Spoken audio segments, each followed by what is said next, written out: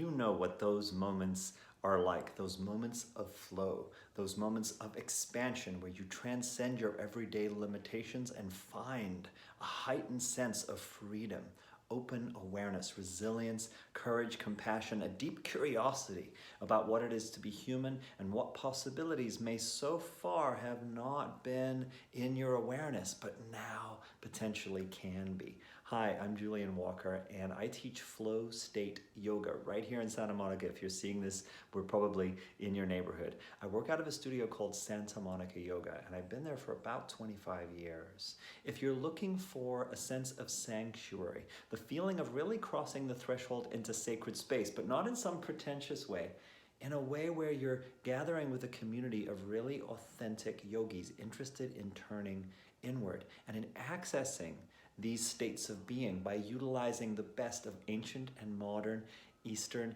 and Western techniques that include somatic psychology, information from brain science, and ways of really tuning in on embodiment that you'll find are powerfully beneficial and unique.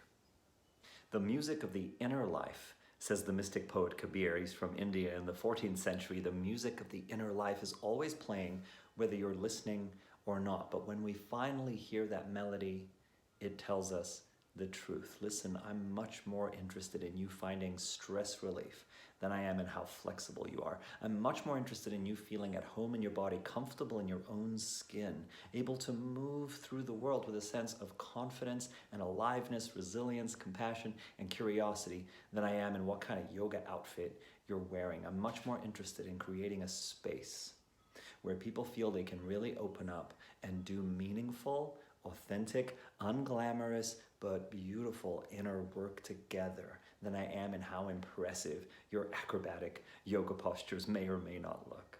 What I'm really interested in is the shared flow state, how together we can enter into those places beneath the surface, beneath the tension and the distractions, the stress and the judgments and the defenses, all the different things that hold us back from a radical sense of yes, from ecstatic embodiment, from expansive states of mind where we naturally access healing and insight and new possibilities, from really connecting to our emotional intelligence that allows us to discover compassion, healing, gratitude, connection with one another, and a new way of moving through the world together. There's a famous psychologist named Abraham Maslow, and he coined several different terms. One of them is the hierarchy of needs, you may have heard of. But what I'm talking about here has more to do with what he calls the peak experience. And he says most human beings, if they're lucky, have one or two peak experiences in their lives, but he identified a subset of people that he called the self-actualizers. Self-actualizers, he said, have many peak experiences over the course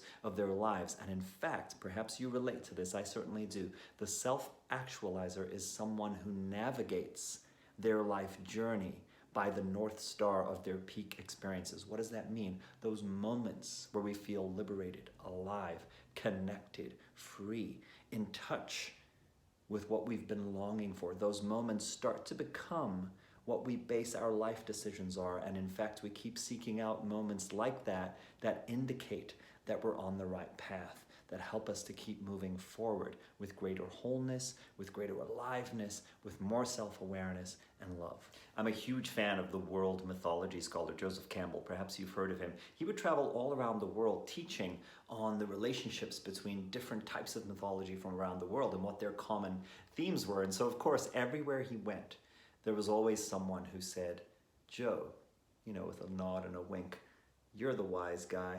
What's the meaning of life? What's the meaning of life? And Joseph Campbell, with a twinkle in his eye, would very kindly say, I think that's the wrong question. I think that we're not really looking for a meaning to life.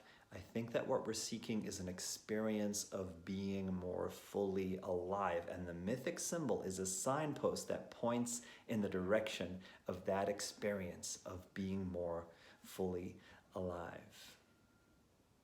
That's the kind of space that I seek to create in my classes. I'd love to have you come and visit, come as a guest. your first time, just let them know at the desk that you saw this video and you're coming at my invitation. I'll include all the information with this video. We're in Santa Monica. It's Santa Monica Yoga. It's right on Ocean Park Boulevard between 16th and 17th Streets. And I'll include, again, all the information here so you can come and check it out. I hope that you'll join me in this new movement that I'm calling Flow State Yoga. Talk to you soon.